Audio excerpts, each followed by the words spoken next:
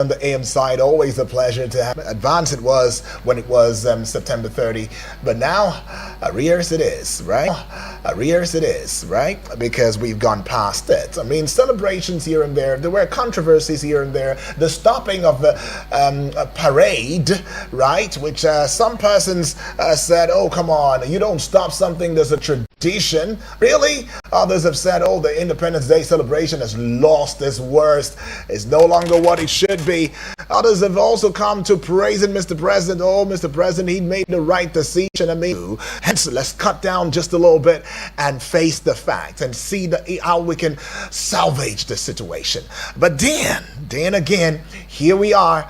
All of the celebrations, preparations, even the greetings of Happy Independence Day is beginning to seem or wither away gradually, right? But here we are today, and the second day in the month of October. Some say is a fresh for the country, is a new start for Mr. President. It's an opportunity to Mr. President, or for Mr. President and the minister as well as governors, to reflect, look inwardly, begin to listen to the peoples that they govern, that they lead, right? To get in it rightly, so that we don't have a case of had I known. Oh, and I was a case where posterity will go precede us and speak on our behalf. And when posterity does that, the question will be, would posterity speak good or bad? Would you be on the right side of posterity, or you be on the bad side of posterity? I mean, as Nigeria celebrates its 65th independence anniversary, the nation is reflecting on its journey. I mean, there is acknowledgement of progress and challenges. President Bola Tinubu's national broadcast as of yesterday highlighted some significant strides in economic growth, social cohesion, fiscal development. He cited increases in schools, increases in hospitals and infrastructure as key. However, critics are arguing that these achievements are overshadowed by harsh reality. So, if we are to look at the statistics versus the reality, facilities and pupils learn on bare floors. I mean, the Christian Association of Nigeria can emphasizing that some Nigerians are really not, for it, they're against it. He also went on to unifying foreign exchange rates. While these measures, though, aim to stabilize the economy, right, they have led to increased cost of living, food insecurity, concern. There's a pressing issue. Mandatory kidnapping, and they be like homes, zinc of woods and stuff, and then it goes beyond that, and they say, why don't we start breaking into the homes this time and accosting the homeowners and demanding what it was that we didn't leave in their accounts? And they do that already. I mean, look at the case of Sumto. She just jumped from the third floor and met a demise. You never know her side of the story, though. You never know what it was that was going through her mind, her thoughts, and all of that. You never know exactly what it was, because if she was living peacefully, I don't think any normal person would just go to the balcony or something and jump from the third floor to the ground just to die, stay unalive. But yes, insecurity it is. They came and they held the estate hostage, and the operation went through successfully, and they moved away from the estate unaccosted, and that is what it feels like. And then they can also graduate from there, and they say, okay, let's go into kidnapping, let's go into banditry and all of that, and let's make it full-blown and just call it the name it is, terrorism. And yes, we have out-of-school children, though, by the way, in the north. Just recently, this morning, we saw on the front page of newspapers right there, how many thousands, how many people now, how many schools have been shot in the north as a result of the insecurity that's going on, right, in the country. Now, some persons are saying, okay, we would handle this thing, we will strengthen the security forces, pursue non-kinetic approaches to conflict resolution. Others are advancing to Mr. President, no, don't tell us non-kinetic. It should be kinetic, but that at the expense of who? At the expense of the communities where these miscreants, these terrorists live. at the expense. All right, so it becomes a very, very slimy situation where you really cannot wriggle out of. But Mr. President is saying non-kinetic. That is the question that we're asking. Frank Shaibu, Special Assistant to former Vice President Atiku Abubakar, is criticizing government's rhetoric on youth empowerment. He's arguing that young graduates are forced into menial jobs or roadside hustles. Khan is emphasizing the need for sustained investment in education, innovation, and youth empowerment, and that this will create for a return to true federalism. I don't know which one is federalism. I don't even know anymore. Federalism should be federalism, but then we brought this coinage of true federalism. We know that we're not even proud of autonomy over key sectronic voting. He called for it, and real-time transmission of results to rebuild public confidence in the electoral process. But coming from a Madam Nasir El-Rufai, some Nigerians saying, oh, it is really laughable. Now that you have no relevance, so to speak, you seemingly now are opening your eyes to the yearnings and aspirations of Nigerians, calling for the same things that we've been asking for, yearning for, aspiring for, leaning towards, and yet have we seen those reforms just yet? Well, that's where he is coming from, as a result of the October 1, 2025 Independence Day celebration. But we have our guest who is in the person of Comrade Saliu Mahmood Dantata. Yes, he will be adding his voice to the discourse. Now, he is a security expert, and he's also one that looks into matters that concern growth and development for Nigeria. I mean, he has been in this sphere for quite a number of times, for quite a couple of years. So he's an astute personality who has seen the good, the bad, the ugly, the worst, however you want to say it, and yet still stands strong, firmly with his voice, changing the narrative and speaking truth to power. All right, and he is already on via the phone call with us this morning. Right, comrade, are you there? Can you hear me? Okay, good morning to you, Comrade Salihu Mahmood Dantata. Welcome to the discourse this morning. Feels good to have your voice on this one. Thank you very much. Right. It's my pleasure joining you this morning. Awesome. October 1, 2025 has come and gone. Nigerians are asking what's next. I mean, we are saying that, okay, fine, we've been given the historical narrative of how we struggled through the founding fathers of Nigeria, yeah, and we got into independence 1960, and Mr. President is saying, oh, we have made giant strides from 1960 up until 2025, 65 years on.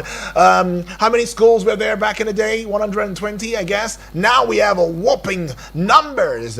Check the statistics. Just like somebody would say, go check the records. Go and see the records for yourself, right? We've had numerous institutions of learning in Nigeria now, as against the 2 universities that we had back in the day. Oh, this is some progress that we are making right now. And in the past, we have experienced various forms of governance, including military rule, and this has had significant impact on the country's development. I mean, the return to democracy in 1999 brought some glimmer of hope.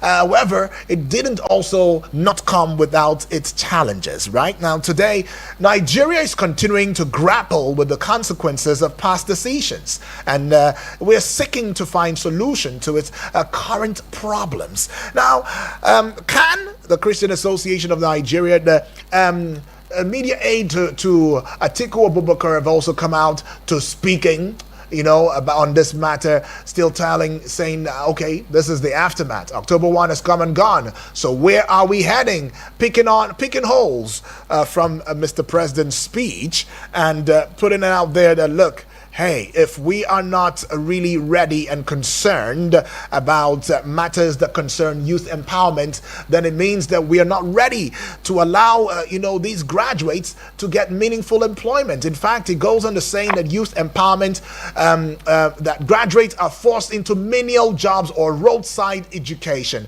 Malam Nasir El-Rufai has added his voice in the discourse to say, now that we are done with October 1, 2025, we want to move forward. And And moving forward, he is advocating for return to true federalism. And as I said earlier, I don't know which one is fake federalism or which one is true federalism. I just know that there is federalism. So if we say that we are returning to a true federalism, according to Nasir El-Rufai, it does mean that we maybe are not practicing federalism for all its worth. But then he has also said that we should have states have autonomy over key sectors like policing, education, healthcare. Is called for electronic voting and real-time transmission of results, and that is talking about the bulk of INEC reforms. Speaking with you now, comrade, what do you think should be the way forward? And do you also think that these thoughts by these very elite Nigerians should be something to consider as we're looking to another phase for Nigeria? Yes, thank you very much, Mr. Udwak. Yeah. The issues are building of a nation requires collective responsibility. And when you observe in Nigeria, we are not disciplined, selflessness is lacking, patriotism as well, and others. Unfortunately, they made governance not to be felt, because you only achieve when there is selflessness, when there is conscience, when there is patriotism, love for one another, and love of the nation. From the First Republic, when we got independence of governance, of development of policies, initiation of policies by ourselves, they tried a little bit, but that, reign did not go for long before military struck. And today I can tell you emphatically, no matter what anyone feels, the few military incursions we had, even though they had their devastating effects, today most of the projects we have in the country, we owe it to them. From road networks, water projects, health institutions, and host of others.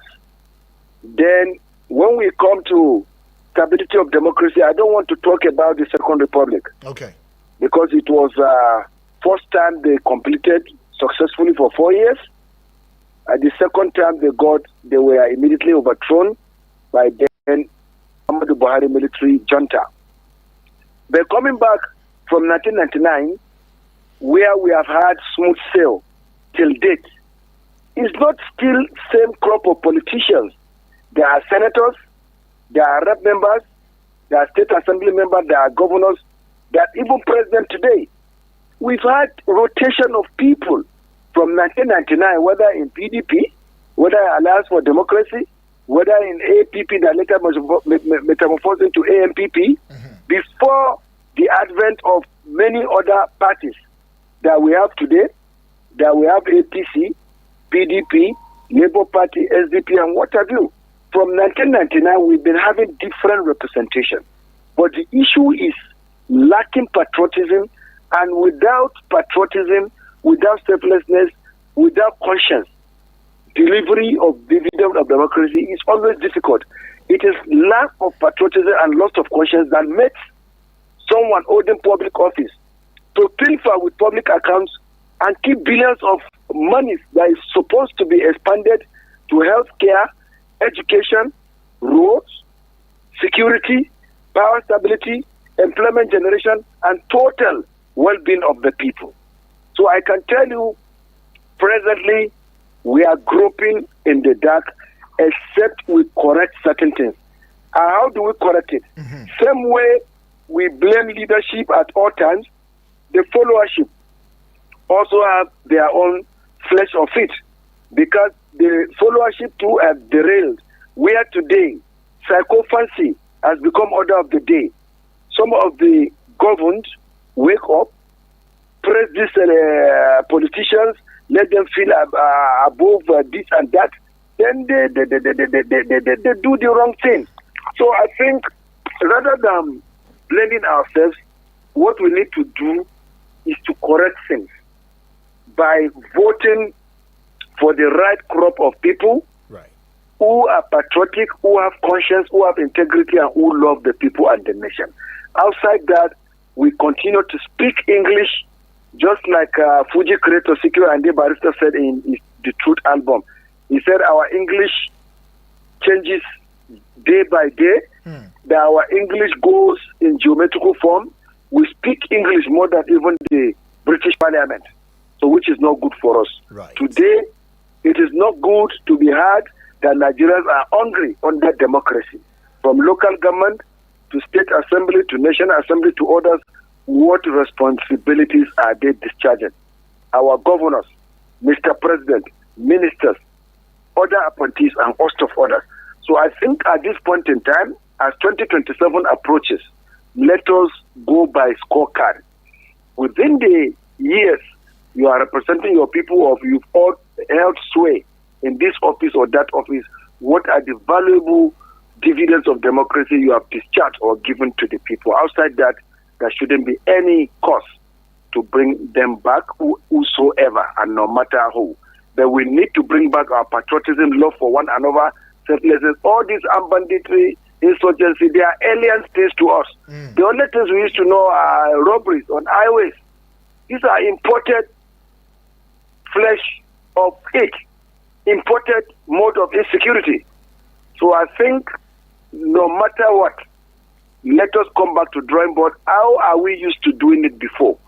Outside that, we cannot get what we need to get. The hunger will continue to be, because if our people don't have food security, if our people are hungry, things cannot go well.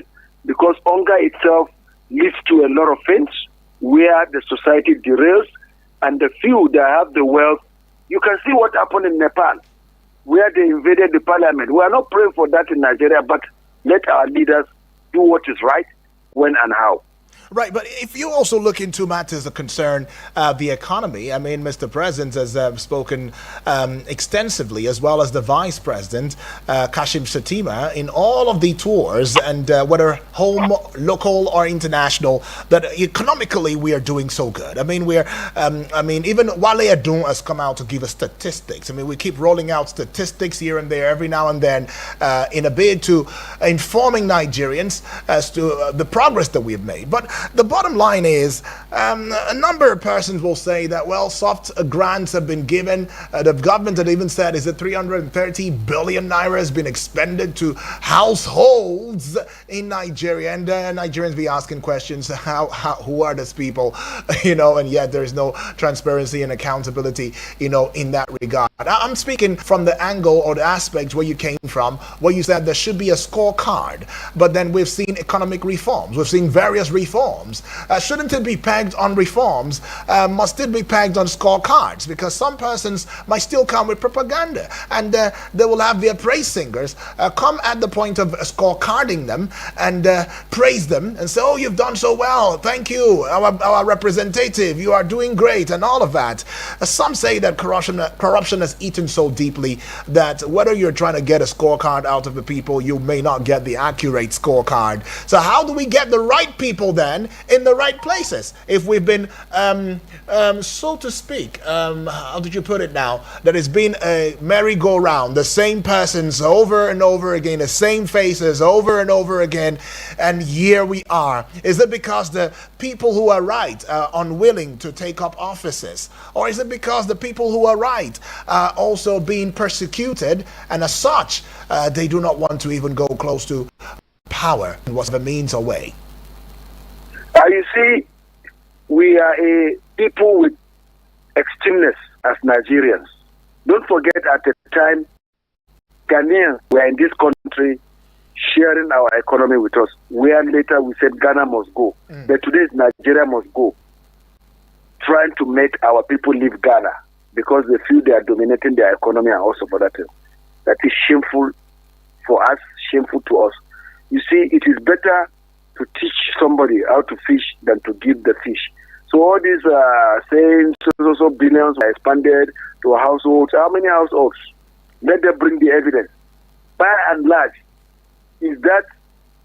the only remedy? No. Create jobs. Let industries be established. In serious countries, government even have manufacturing industry. Countries like Singapore, it shouldn't be purely private sector driven. A lot of youths are jobless. That is why a lot of people are hungry. Yes, while psychophancy also play its part in area of their assessment and whatever, but you can see what happened in 2015 when an incumbent was defeated at state level. Some people could not make it. You see, it is not all Nigerians that are psychophantic. Nigerians know the leaders that are working at all levels. So when it is time, I believe those few well-meaning Nigerians, right-thinking Nigerians, will tell them, you did this, you didn't do this. So few could be out of hunger, out of psychophancy, out of nepotism, out of favoritism, tribalism, bigotry, say we are pressing this and that. Well, I don't think that is going to hold water in 2027 the way I'm seeing the terrain charging. Why do you say so? Issues are because you can even see 2027 is about 2 years from now. Now you can see some of the utterances of people. People have already been pushed to the wall. Is it states like Zamfara, Katsina, Sokoto, or Borno and what have you, where they are already having flesh of fish, that you will say a senator, House of Rep member who did not move a motion on how the insecurity could be addressed for people to be brought back to their homes after being displaced should be re-elected? No. Or a governor who did not do much to complement in bringing the end to the crisis, to the insecurity? No. Then you extend that to other states across Nigeria. Then issue of these people have been here, they are still there. I do agree that totally. It was same senators. We had a 6th assembly, 7th, 8th, 9 that are there, 10 today. There are few ones, but many of them were voted out. Check your records very well. Same thing extends to rest. Same thing governorship.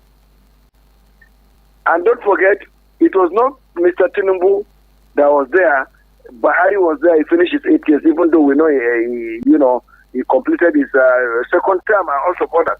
So what I'm saying, to some extent, we have some new representation, but the issues are already it's in the blood. Misplaced priority. Holding of political office is to enrich, which is not. We are hearing of cases of looting, diversion of billions, trillions. Same people, the new ones that were brought, the same mistakes the past ones did, the new ones are doing. Right. So, which comes to tell you that the issues I'm raising about lost patriotism, selflessness, and conscience are responsible. It is better to have conscience than integrity. If these politicians who are holding brief majorly have conscience, it wouldn't have been, because conscience makes you to know that it is wrong to loot money meant for healthcare delivery. Conscience makes you to know that it is wrong to loot money meant for building of schools. Conscience makes you to know that it is wrong to embezzle monies meant for road network, electricity, achievable security, employment generation, empowerment, and others. But what do you see? Because most of them are lacking in conscience, lacking in fear of God. One person will pilfer with public treasury, right, embezzle billions, take it abroad. After he or she dies, it becomes monies of the banks abroad, maybe Swiss banks or any other banks. So it is unfortunate. Our religious leaders, both Islamic and Christian, it is high time they start talking to these leaders that come to the mosques, churches, and what have you, that they should have conscience. We are dying. People are dying. A lot of homes today cannot feed. Many children cannot go to school. Healthcare cannot be accessed. Some roads cannot be passed. Even though we can say they are putting their best, but their best isn't enough because we need to tell ourselves the truth. Look at even Federal Capital here. Just days ago, armed robbers invaded house where even a frontline reporter, one of your colleagues, was killed. Right. After, even though they said she jumped, but it was that trauma, that grief. Were there to be adequate security? Would that have happened? So a lot needed to be done. Let our politicians have conscience. It is no matter of the house you build, the car you purchase, the foreign trips, or the schools the children go to. No. What legacy do you want to leave? Fellow Nigerians, when you today were there, marks the 65th. how many things did you do to improve education, healthcare, employment, good roads, power stability, security, employment, empowerment, and most of others? So these are the questions we should be asking ourselves, particularly the politicians. Right. So coming to say you are giving peanuts, household this, how many people have been, even the education loan, how many people have benefited? So let us tell ourselves the truth. Nigeria has resources.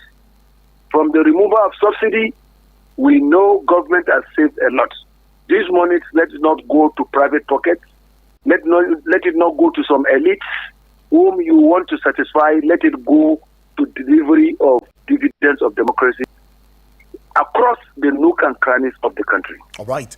Well, we'll put it back to your thoughts. Open the phone lines. Let's hear from family members and their thoughts. What would be your expectation? And that's right, listening or having listened to Mr. President's speech for Independence Day yesterday, October 1, 2025. And what are your expectations, basically? That's the question. All right. What next? What do you expect? Do you see light at the end of the tunnel? Do you see a silver lining somewhere? Do you think that this next phase of year additional will indeed bring about the change? Maybe not the change totally, but maybe the pathway towards the change. The number is 0907-353-0044, right? 0907-353-0044. All right, and the other number is 0908-766-8888. All right, hello, good morning, BB. I dey vex because you're not giving my independence chicken, so that's why I dey vex for you this morning. How you doing? I'm not supposed to vex for my name. BB, don't vex now, don't vex. I don't go vex for you now. I'm not saying me and you we carry the same name. Right. I cannot vex for you. Yeah. If I dey vex, you no go reach my mouth. No, No go reach my mind. God Thank bless you. you. I greet our caller. I greet our guests. I greet everybody this morning. Yeah. My name is BB Bless from Otako. You know, where our president's speech, I listened small. When I listened yesterday, a whole Nigeria 65. The whole Abuja yesterday for our side, we don't get light to even watch her. It's a shame. One. Now, this money, where they borrow, for this say, he go tell us yesterday, say, what he don't use that do for common man. This answer say, foul. And he now make a speech, he say, our hospital now, he don't, okay, proof, there is a proof in our hospital. For where? Is this our country, Nigeria, here, or for the place where he go, they carry himself go on, for the place where poor man people go, they go, I don't understand. As one of my neighbor where they sick today before yesterday, they carry a go hospital. Common doctor no dey there. Common medicine they no get. The man carry, but he pay for the bed where he sleep. But the man carry himself come back there before yesterday. I don't know the hospital where he say he don't improve. Is there about a school? Waiting school, nothing to write about. I don't know what he don't improve. Is it fair? But the Jagote, I can praise it. Common Jagote. Open a final way, a prayer many battalion of people today. Wait till our president he open for common man, for poor people, which work, which factory, he open for the youth. If he want to talk, may he talk for general, may not they talk what he go favor them. He say hospital don't approve, that is training me. Hospital no approve. Issue of security, he say don't approve. You can say they are kidnapped everywhere, people cannot more go farm. Look at issue of organ for market, they say price of things don't go down. Go to the market, we know now price of things supposed to go down because now for the food to eat well, but now food is still the cost for market. And not really understand, maybe they work people where they deal with the president, they deceive and say they do well. But 2027, I beg and make sure our result catch. that the people wey dey see dey support am, na the people go see crucify him say he no do well as the other one. But we suppose to change our prayer. Any president wey no wan make this our country better for common man, for poor people, may not see another president wey go to rule this Nigeria. Na the prayer wey we pray for them na be that. Okay, BB. Okay. Those points were laid, and it does seem as though it represents the hearts of quite a number of Nigerians right there. We'll take this one. Hello, good morning. Hello, good morning, Yudi. Good morning to you, please. What's your name? And good morning to our guest, awesome. Felix from Lambata. Felix, welcome aboard. Talk to us, Felix. What are your expectations? Yes, our guest has spoken very well. Right. You see, our leaders lack conscience. Our leaders don't fear God. The majority of them, not all. There are some exceptions. And they don't have conscience. They don't fear God. Because the way they are ruling, the way they are doing, is very, very obvious that they lack patriotism also. Look at, sometimes you wonder, are they Nigerians? I know most of them have dual citizenship with other nations. But they are not working there, they are not ruling there, they are not leading there, they are leading Nigerians. And the way they are handling the affairs of the state is appalling, is absurd, annoying. The Bible says righteousness exalts a nation, but sin is a reproach to any people, any people in the nation. These people are working and they are a shame to themselves, a shame to their family, a shame to their generation. And you wonder sometimes when they are out of office, out of power, the likes of El-Rufai will have mouth to come and talk about federalism. Where was federalism when he was Minister of FCT? Where was federalism when he was the governor of Kaduna State? What did he do about federalism? Through federalism, what we only hear from them is when they are out of power, out of touch, out of contact, out of rule, they will now be talking about what the common man has been saying for ages. The Nigerians are these human beings. Nigerians are impoverished. Nigerians are in pain. Nigerians are crying. Nigerians are protesting. Nigerians are UD. Where did 300 billion go? Who benefited from 300 billion? I don't know whether you and Bibi Blessing benefited. I don't even know about it. I'm hearing it on the broadcast. Yeah. Thank you very much. Okay. All righty. Felix, I didn't benefit from anything. And, well, I'm speaking for myself. I think Bibi, too, would speak for herself. But then, thank you for that. I mean, getting back with you, Comrade Sally, you hear Nigerians right there. You hear family members and their thoughts. How do you respond to this? I mean, Nigerians have been hopeful about a better tomorrow. Is that better tomorrow here yet? Are we at the dawn of a better tomorrow, or we're still in the night? Well, there is one thing we also need to know about governance. Governance did not start and end at the federal level, we don't know. We have elected governors too, who also have responsibility. How many hospitals, roads, schools, and other things have these governors done with the huge allocation they get every month? These are questions people at states must and should start asking the governors, because most of the times we throw all the blames at Mr. President. With due respect to President and Commander-in-Chief, we know that monthly there is federation allocation, and there are amounts that go to governors. Most of these governors, with due respect to them too, they don't even stay in their states. So it is complementing of efforts also for the state governors to start doing what the president is also doing. Right. Even though I know at federal level too, they have their own faults, because I'm not trying to oblique for anybody. The issues are, they even love when you talk and tell them the truth sometimes. So at the federal level, there are certain responsibilities, majorly security, followed by others, employment generation in federal agencies, civil service, armed forces, and others. But state governors owe us a lot. There are many at times in the past, where governors construct roads, later, federal government refunds the money to them. Mm-hmm. We know of Ahmed Muazu, former governor of Bauchi State under Obasanjo. He did it in Bauchi State. We know of Danjuma Goje in Gombe State. One also did it in Kano too. Presently, the governors doing it. Then now local governments are getting direct allocation. Right. We saw on social media how wives of local government chairman in Adamawa State went on trip to one of the foreign countries that they went to attend seminar on how to administer. Are they the elected local government chairman? You can see the wastage has started.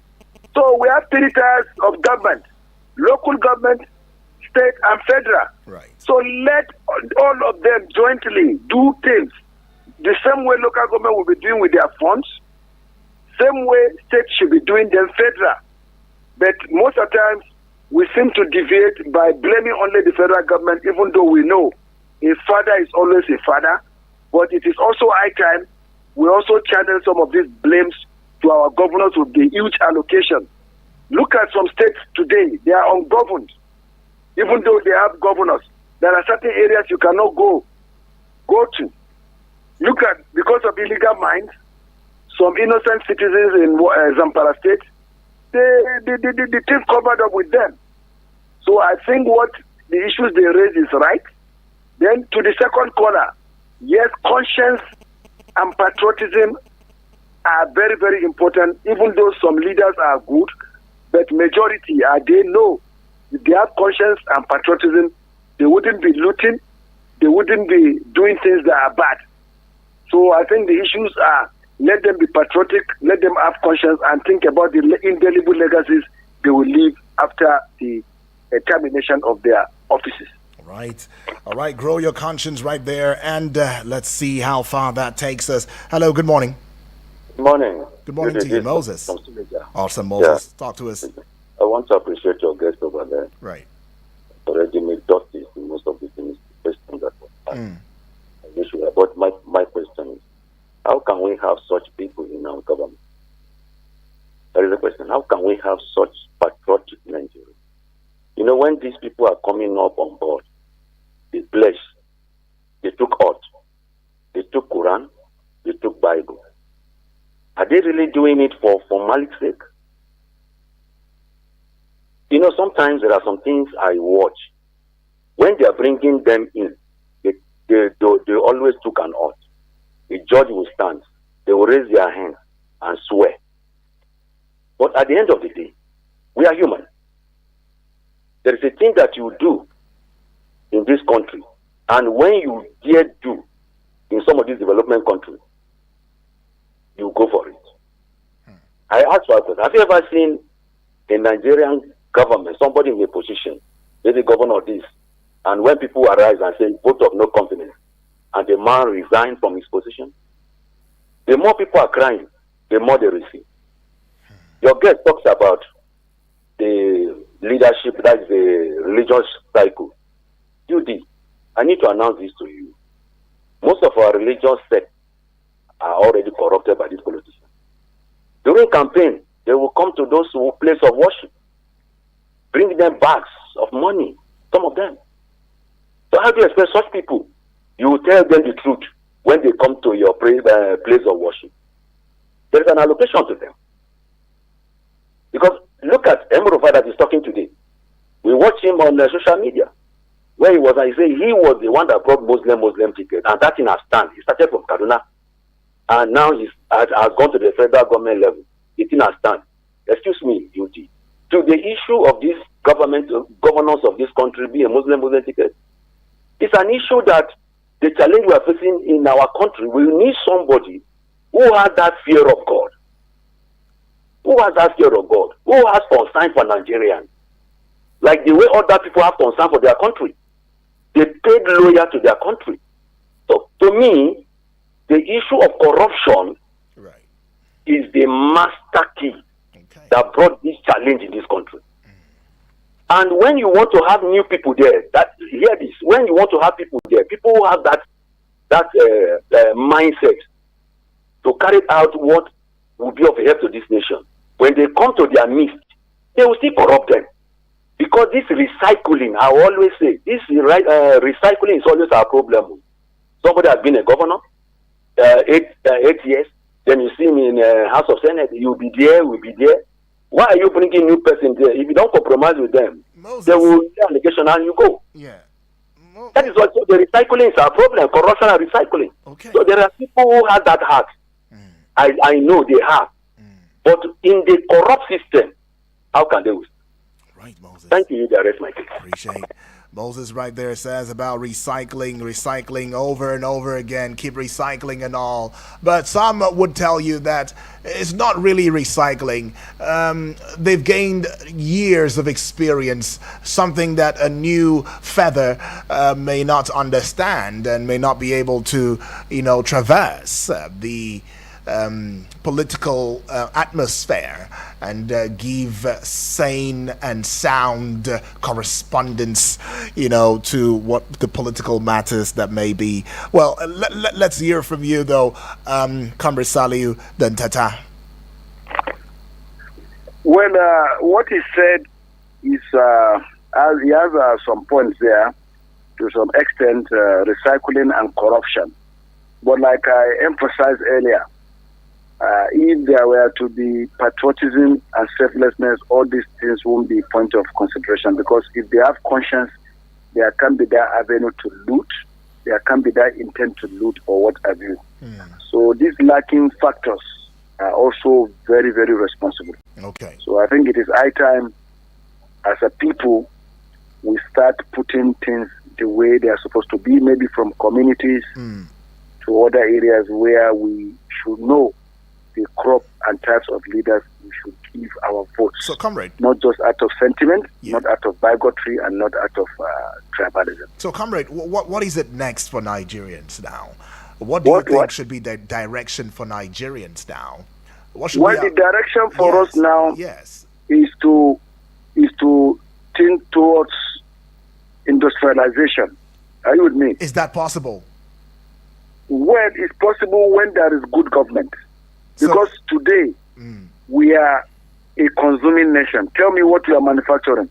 But we keep saying this over and over again, comrade. Even Mr. President keeps saying it over and over again. Does it now mean that we are only saying it for the fun of it, and yet we are not making moves to industrialize Nigeria?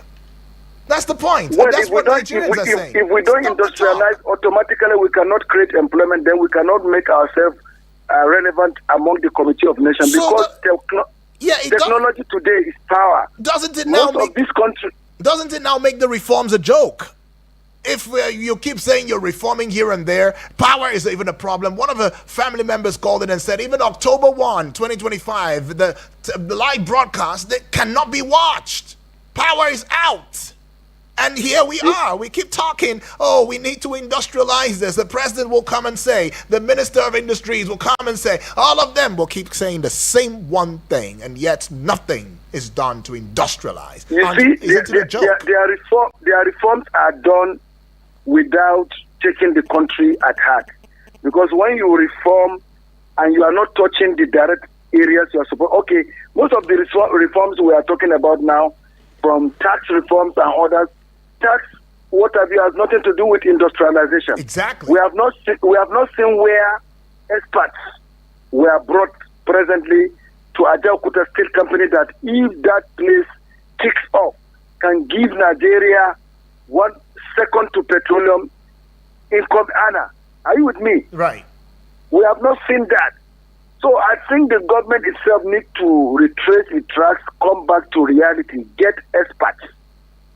How can we industrialize so that we can start exporting, so that most of our industries can start working? Today, export is lesser while import is higher. And your GDP cannot grow when your import exceeds your export. We have raw materials that countries come and pick, go and rebrand, manufacture over there, bring them back. Even the crude, they take them to refine and bring back to us. Right. If not for Dangote refineries now that is trying to live up to some expectation. So no country can grow without industrialization, because the numbers of your industries determines your exports. Okay. and host of others. Okay. So let us start thinking technology. That Okay. way, with great jobs, then Nigeria can be taken serious among the Committee of Nations. All right, want to say a big thank you to you, Comrade Saliu Mahmood Dantata. But just before I let you go, two messages just walked in. Good morning. This one says it is well with Nigeria, 65 years, celebrating a country's birthday, no electricity throughout the day. That is terrible. Our government is dormant. They have sealed their hearts to cries of Nigerians. Some persons even regret coming from Nigeria. Nigeria needs miracle to walk because the nation is still crawling. Lorenzo de Capinto from Kubwa is saying that one. And then we see this one from Joseph from Jahi. It says, good morning, Eagles FM, good morning. Everything in Nigeria, both policies making and politics, policy making and politics are hallucinating. We have every good law in Nigeria that's supposed to take care of us, but there is no enforcement. Anything a man say and it is not effective is hallucinating. Empty promises is good example of hallucinating. All right, Joseph giving us a definition of hallucination and how it really pertains to the current state of the country. But anyways, Comrade Saliu, appreciate your time with us once again, and we look forward to more conversation with you in the coming days. Thank you very much. Awesome. Right, and here's where we call it a close already, and don't worry, we will have and remove it from just the